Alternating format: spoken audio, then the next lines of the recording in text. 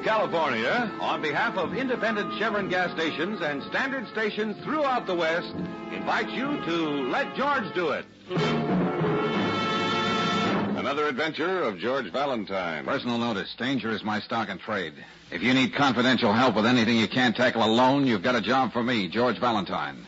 Write full details.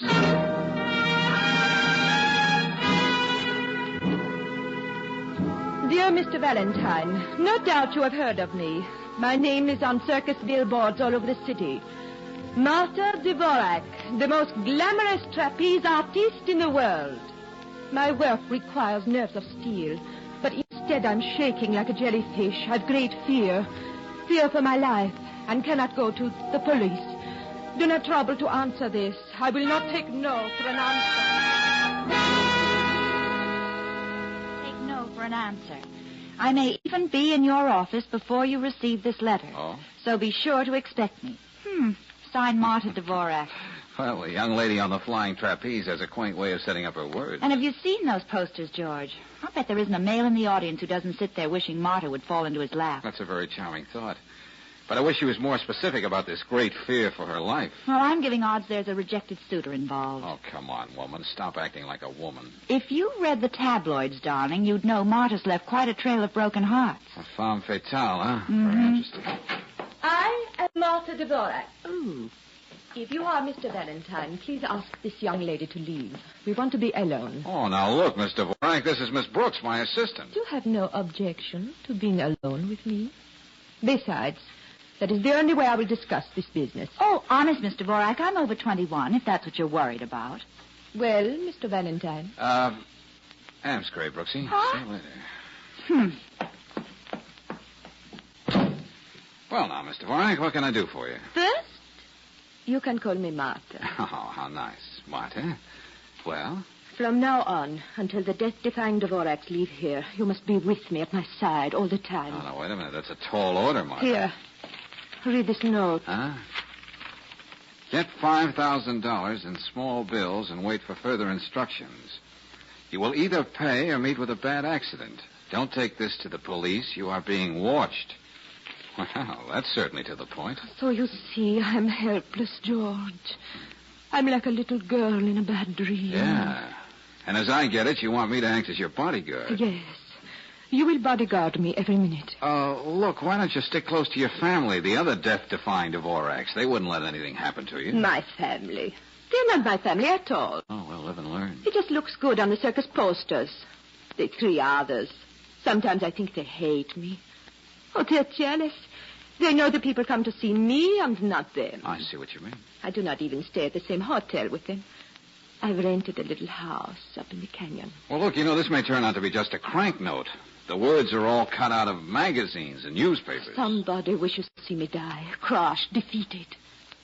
You would not let that happen to me, would you, George? Oh, now, look. You will bodyguard me. I will be so grateful. Many dollars grateful. Oh, well, okay, it's a deal. You've convinced me. Oh, that is wonderful. I think I will kiss you. Huh? No, I will not even think. I will kiss you. Oh, no. Wait a minute, Marty. Oh, please, Marta. I'd rather have you as a friend. Oh, you're cute, George. Always you joke. Yeah.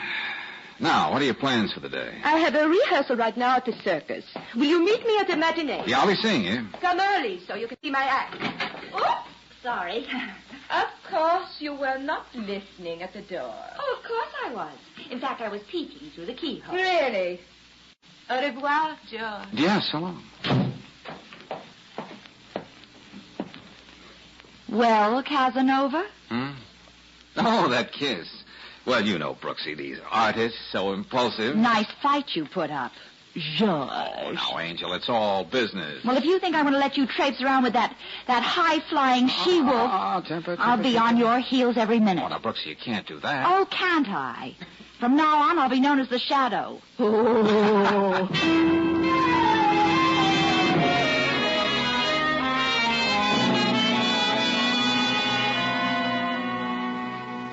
Well, Miss Brooks, after you phoned, I made a full check on the Dvorak dame. And what did you find out, Lieutenant Riley? Your little hunch was right. She's playing your boyfriend for a patsy in a little game known as space grabbing. Publicity. I see. She's either pulled or tried to pull this threatening note gag in every city where the circus stopped. She was driving the police nuts till they got wise to her. Yeah. But if I know George, it won't make any difference to him. He's as stubborn as a tray of ice cubes. He keeps saying, but suppose this note is on the level. Well, cheer up. Nobody's going to take away Valentine's Dick Tracy button just for looking for a boogeyman who isn't there. Yes, but, Lieutenant, he's no more than a hired man with nothing to do. Nothing but hang around that international pin-up girl and stare at that man wanted sign in her eyes. Oh, Lieutenant Riley.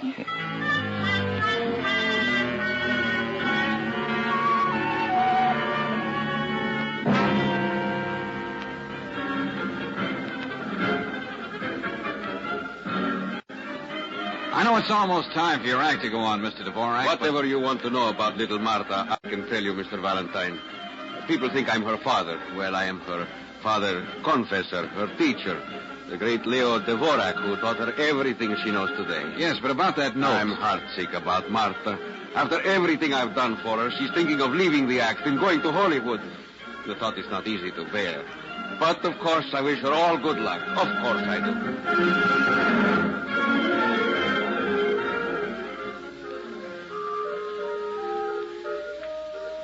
I don't know anything about that note, Mr. Valentine. But I'll tell you something.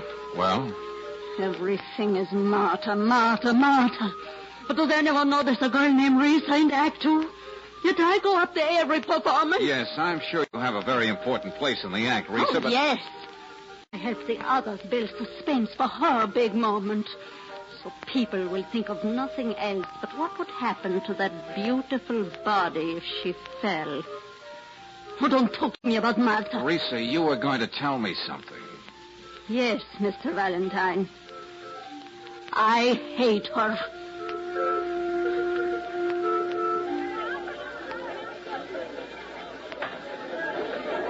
Yes, Mr. Valentine. I'm the one who catches Martha up there. Yes, Dorian, Leo told me. I have her life in my hands.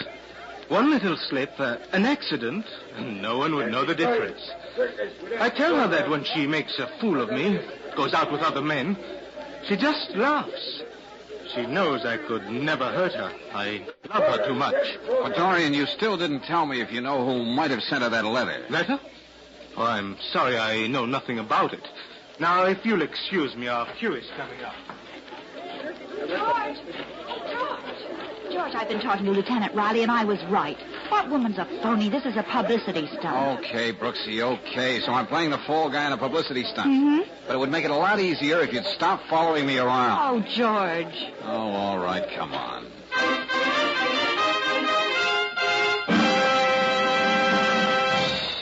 Ladies and gentlemen, your attention, please, for the thrilling highlight of the afternoon. That sensational European act. A breathless duel with the law of gravity.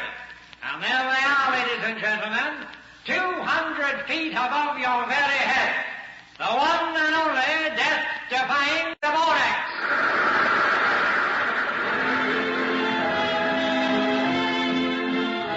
First, the beautiful Martha Dvorak herself, spinning twice through the air from father to brother. And ladies and gentlemen, with no net between her and death.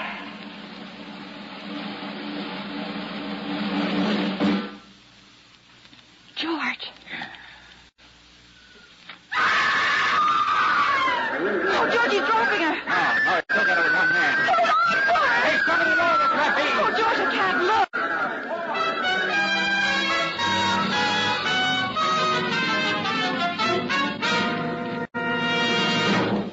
I was on the trapeze above her.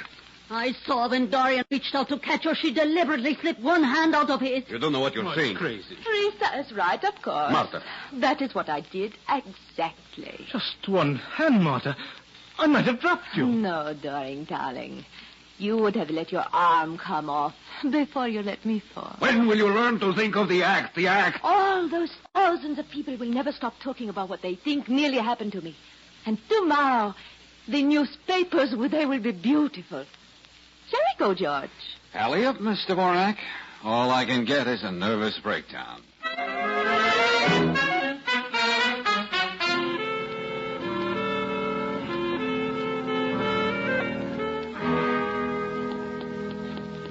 I just love camping out in the lobby of your apartment house, darling. I suppose you think you're cute giving me the slip tonight. George, why have you got your hand over your eye? Oh, it's nothing. Well, let me see. Okay, Nosy, look. Uh-oh. Uh-huh. A black eye, an overgrown mouth. Oh, I can see that, but where did you get it? Well, it seems someone else besides you decided to follow me. Oh? And after I dropped Marta off at the canyon, he caught up with me. Who's he? Oh, I don't know, Angel. I was tripping gaily past a dark alley, and I encountered a king-size fist. Well, I wouldn't put it past Marta to have someone pop you like that, just to keep you interested till the circus leaves town. Well, Brooksy, you'll be happy to know I told Marta I was off the merry-go-round. Well, it took you a week to say uncle, but congratulations. George. Uh-oh, the call of the Oh, wild. now don't tell me. Is it fire, flood, or pestilence this Another time? note, George. Oh, no. I found it in my mailbox. Look, Marta, dear, won't your bodyguard's black eye get you enough space in the papers tomorrow? What? Oh, George, I was so upset. I did not know. Yeah. Thanks. Got a spare filet mignon in your pocketbook? Okay, what about the note? Here. Oh, what do you know? So far, you have obeyed instructions. We know there is no circus tomorrow, so be at your house with the $5,000 and be there alone. But, George, I cannot be alone. I'm too frightened. Pardon me for being cynical, but you don't frighten easy.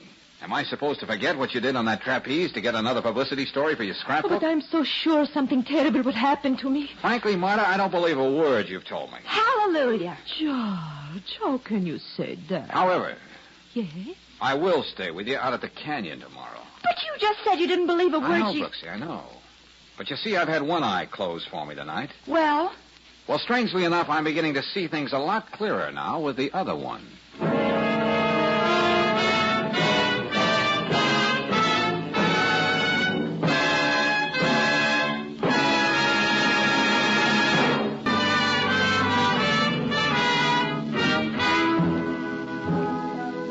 Now back to tonight's adventure of George Valentine. Well, George was convinced that Marta Dvorak, glamorous trapeze artiste, hired him as a bodyguard strictly for the sweet uses of publicity. Then a black eye administered in the darkness by a person or persons unknown, strangely enough, opened his eyes to something that still remains to be seen. At any rate, George is back on the job. And he and Marta are alone now in her house on Canyon Road, just outside of town. Look, Marta, stop waving that $5,000 around like cigar coupons. It makes me nervous. Oh, I just thought I would have it ready for those people so there would be no unpleasantness. Yeah. How is it that last night you were quaking in your little open-toe sandals and today you're a blind spirit? How can I be afraid of anything when you are so near me? Yeah. But not half so near enough. Now, if we were like this, Huh? I could laugh in the face of anyone who came in that door. Anyone. Oh, hello, everybody. Now, isn't this just too cozy? So, you, Miss Brooks. Uh-huh.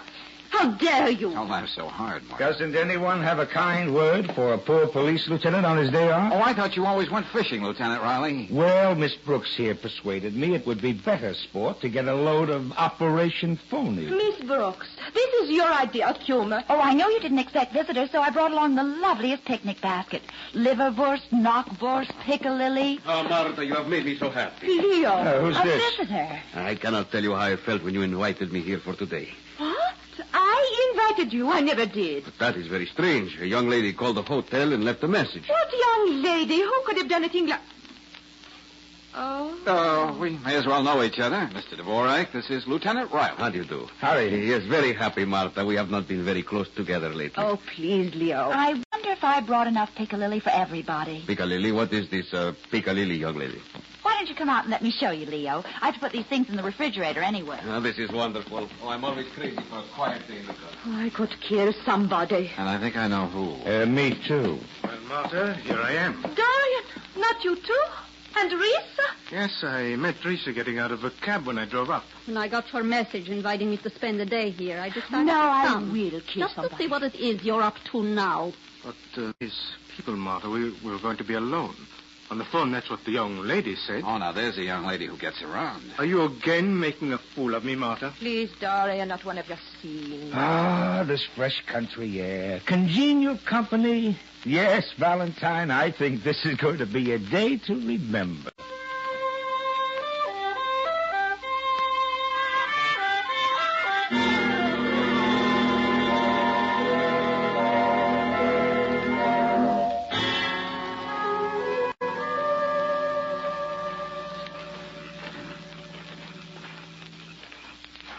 George, I will not go back into that house. Oh, now, Marta, that's not being a charming hostess. It is already evening, and they just sit there. Well, that should be all right with you. Have you forgotten that note? There's safety in numbers, you know.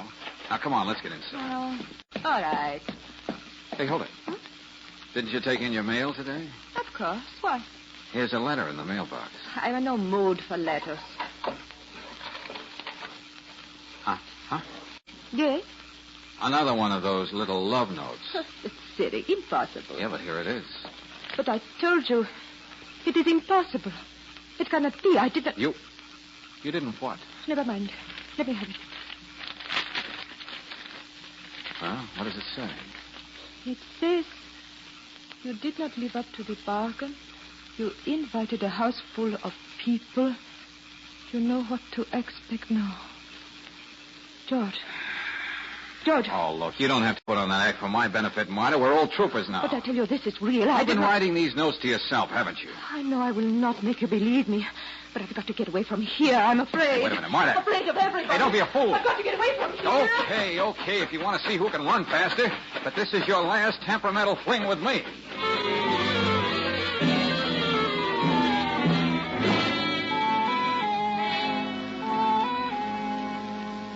Oh, look, Miss Brooks, look, I pounded the beat for 15 years before I became a lieutenant. My feet hurt. They're killing me. Come on, let's get back to the house. But Lieutenant, George and Maud have been away so long, I'm really worried. Yeah, worried they're smooching somewhere. Oh, maybe George was right, and those notes weren't phony. Anything connected with that dame has to be phony. Now, come on, let's get back to the house. Oh, okay.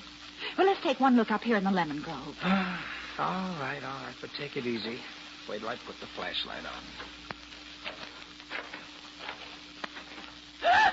Lieutenant! What? Look, over there. Valentine. George! Wait till I have a look at him. Oh.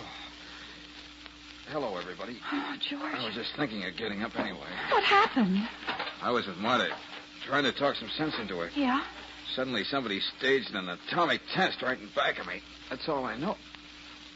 Hey, where is Marta, anyway? Here's your answer. She's right here. How is she? I'll tell you in a minute. George, look, that money scattered all over. Well, Lieutenant?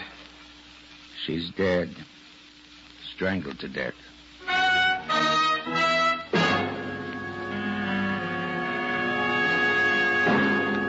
Okay, the holiday's over now.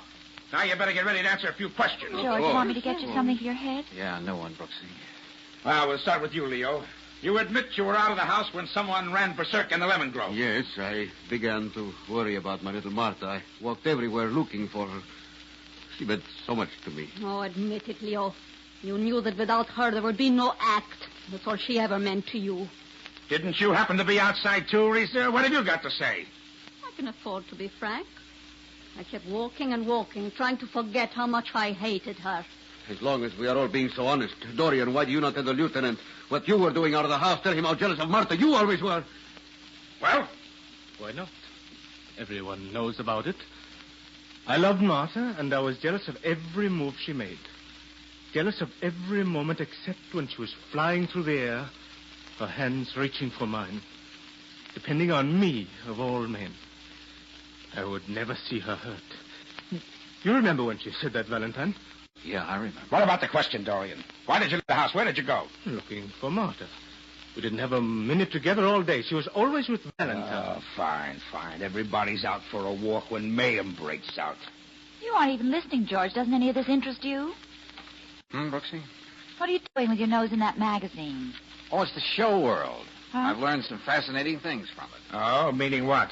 Well, for instance, Brooksy and you were right, Lieutenant. Martha did send herself those 2 notes. You mean 3 notes, don't you? The third note was the real McCoy, Lieutenant. Eh? The business. What? And you found that out just looking at Marta's legs in that magazine? Well, in a way, Brooksy. Now, here. Just take a look at these 3 notes.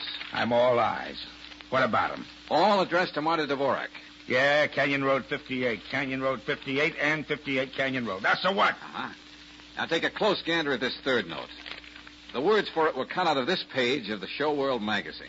Well, so Oh, what? that's right. I turn over said page, and presto, we have a full-page photograph of Marta herself. Yes, one of the most beautiful she ever took. But what are you trying to say, Mr. Valentine? This magazine was sent to Marta. Knowing her as well as we all do, I doubt that we can imagine her cutting up a picture of herself. Not in a million years. That is right. She kept scrapbooks of the smallest items about herself. She lived on publicity. All right, So you so see, what? that's why she was so terrified when she received that third note. It was one she didn't send to herself.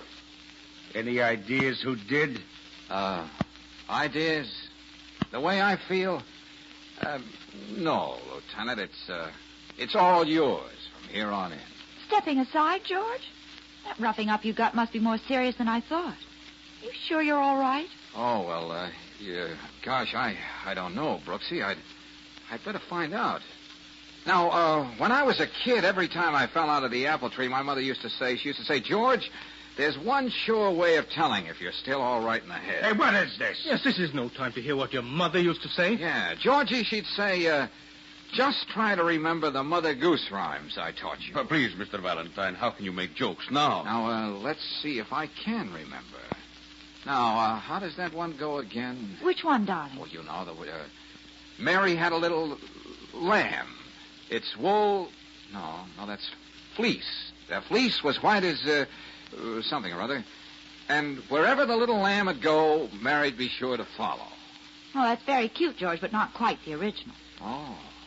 Say, if I can't remember a simple nursery rhyme, I must be pretty bad. Hey, wait a minute. I'll try another. Why must we stand here and listen to this man talk and say nothing? That is right. Take it easy, friends. Take it easy. We'll have to wait till the coroner's through anyway.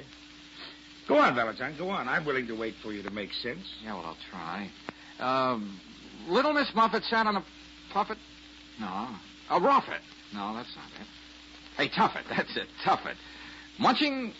No. Chewing. No, that's not it either. Eating her... Her curds and whey. Curds and whey.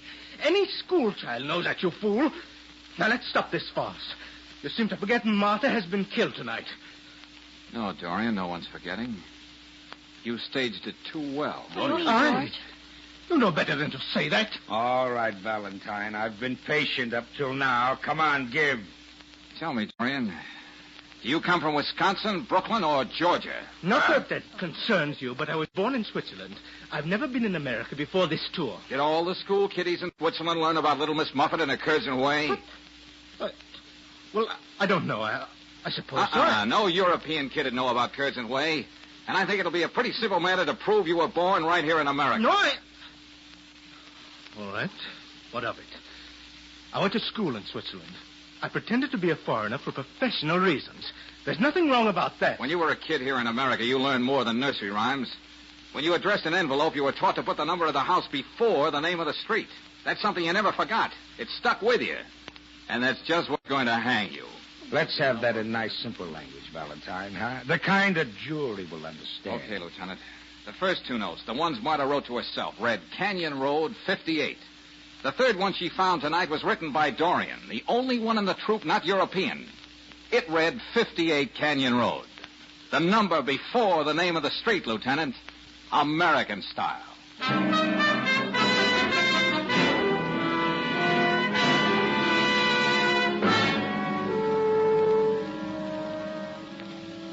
You know, Valentine, in my job, I see a lot of human nature, but this Dorian guy is a breed all his own. No, it was Marta I couldn't understand.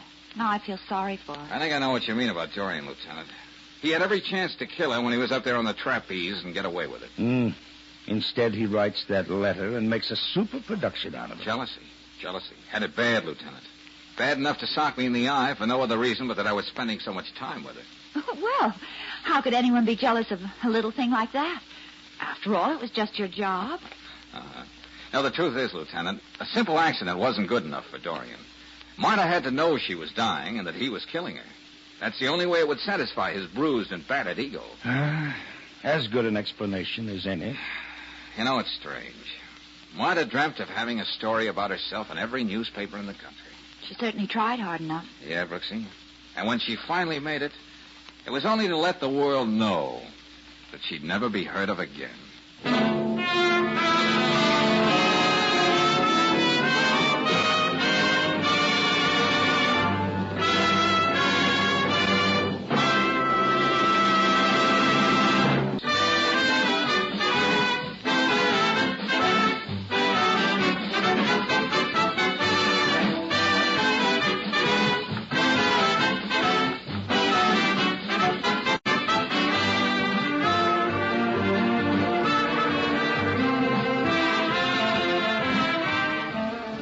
Tonight's adventure of George Valentine has been brought to you by Standard of California on behalf of independent Chevron gas stations and Standard stations throughout the West.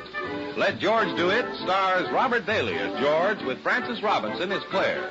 Wally Mayer appears as Lieutenant Riley. Tonight's story was written by David Victor and Herbert Little Jr. and directed by Don Clark. Also heard in the cast were Gene Bates as Marta, Louis Van Ruten as Leo, Don Diamond as Dorian, Peggy Weber as Retha, and Dick Ryan as the ringmaster. The music is composed and conducted by Eddie Dunstetter.